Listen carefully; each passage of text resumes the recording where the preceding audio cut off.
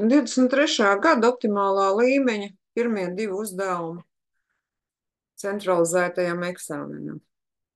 Pirmajā uzdevumā mums piedāvā saņemt 1 punktu, ja mēs varēsim pareizi izdomāt, kur atbilde atbilst. X mīnus 1 dalīts ar x, reizinot ar 2 iegūst.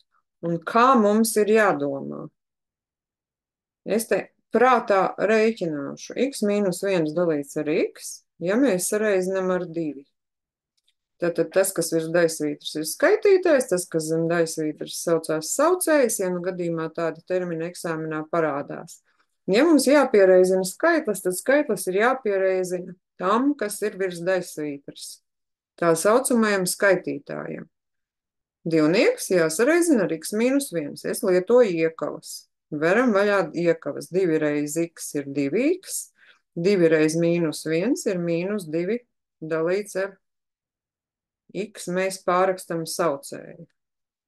Salīdzinām, kura mums ir pareizā atbilde, kas sakrīt ar mūsu prātā izdomāto.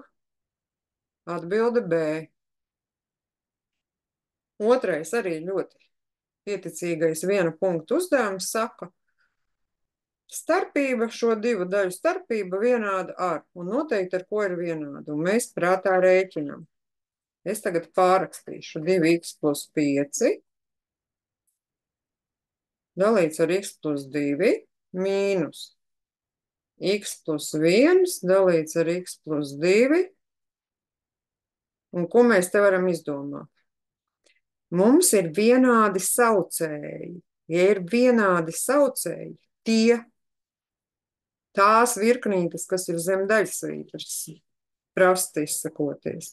Tas nozīmē, ka mēs tās daļas varam saskaitīt vai atņemt uzreiz pa taisno.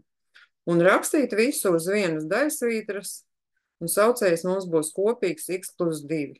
Un tad es izrakstīšu 2x plus 5. Mums ar daļām ir mīnus zīme, tāpēc otras daļas visu to, kas bija skaitītājā, es pārrakstīšu iekavās. 2x plus 5 mīnus. Un ja pirms iekavām ir mīnus zīme, tad katrs saskaitāmais, kas ir iekavās, maina zīmu uz pretējo. Bija x, tagad būs mīnus x. Bija plus 1, tagad būs mīnus 1.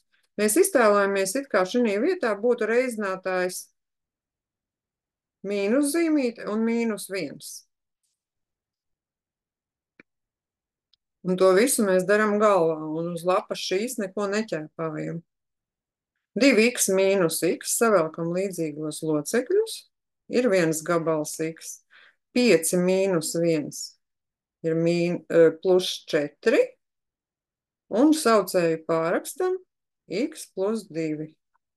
Un uzreiz redzam, ka pareizā atbilde mums šajā gadījumā ir atbilde B. Tātad uz lapas mēs tikai, uz eksāmenu lapas mēs apvelkam pareizo atbildi. Visus aprēķinus, ja mēs viņus gribam veikt, veicam prātā vai uz papildus iedotajām lapām. Paldies par uzmanību!